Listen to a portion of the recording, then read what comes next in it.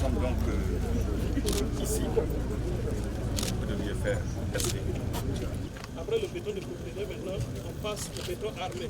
Béton armé qui a une superficie de 15 cm. Je voudrais d'abord dire que, comme vous le savez, le mois d'octobre de chaque année est consacré à la rentrée scolaire et universitaire dans les différents pays, y compris au Burkina Faso.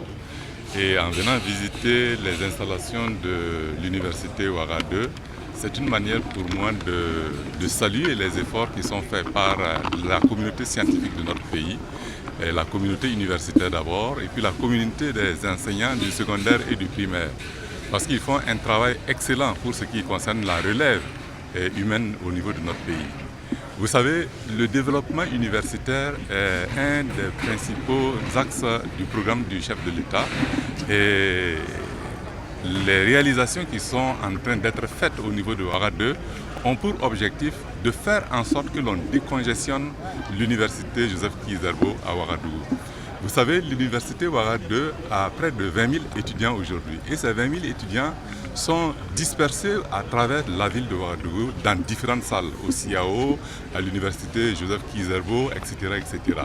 Il était de bon ton que l'on trouve un site où nous allions ramener tous ces étudiants pour qu'ils se retrouvent de façon conviviale autour de leur communauté universitaire pour pouvoir entreprendre des études scientifiques et techniques de manière conséquente. Et c'est pourquoi depuis 2018, nous avons commencé à construire cette université ici et je tiens à remercier les communes de Lumbila et de Sava qui ont bien accepté de nous donner cet espace pour qu'on puisse réaliser ces différentes infrastructures-là. Et je suis surpris de constater qu'en l'espace d'une année, il y a toutes ces infrastructures qui ont été réalisées. Et ces infrastructures vont être bientôt inaugurées, ce qui veut dire que Ouaga 2 sera bientôt opérationnel et on pourra commencer à déménager progressivement l'ensemble des étudiants de cette université vers le nouveau site. Comme vous l'avez constaté, c'est une petite ville qui est en train de se créer, avec des infrastructures sociales, avec des infrastructures éducatives et d'enseignement. Et je crois que c'était vraiment important de faire ce travail-là. Le chef de l'État a décidé de faire en sorte que chacune des régions puisse avoir son université. Nous sommes en train de travailler à cela. Et un des exemples aujourd'hui, c'est de réaliser cette infrastructure qui va venir renforcer les capacités de la ville de Ouagadougou, qui abrite le maximum d'étudiants de notre pays.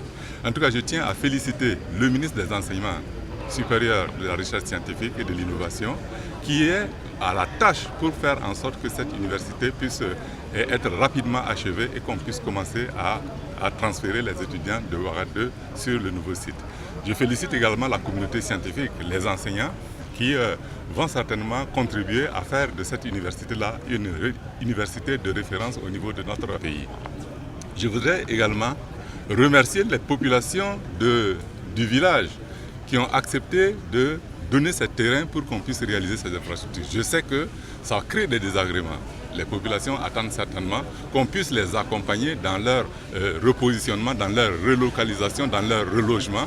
Et je crois que le gouvernement va faire l'effort de regarder toutes les doléances qui relèvent de cette question-là, de manière à ce que personne ne se sente spolié dans les efforts de développement que nous sommes en train de faire au niveau du Burkina Faso.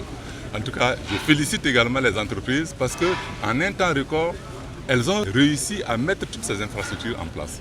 Et je crois qu'au début du mois de décembre, nous reviendrons certainement ici pour constater l'état d'avancement et l'achèvement de ces travaux-là. J'ai dit au ministre des Enseignements supérieurs que je tiens à ce que toutes les conditions soient réunies lorsque l'on va commencer à déménager les étudiants sur le nouveau site. Il faut que la sécurité soit assurée, il faut que les conditions sociales soient assurées, de manière à ce que ces étudiants qui vont venir ici ne croient pas qu'on les a jetés dans le vide et qu'ils vont être confrontés à un certain nombre de difficultés insurmontables. Je sais que le démarrage de toute nouvelle unité pose un certain nombre de problèmes. Nous allons nous attacher à les résoudre au fur et à mesure, mais je demanderai leur compréhension pour que nous puissions commencer à travailler de façon effective sur le nouveau site de l'université de Ouaga 2.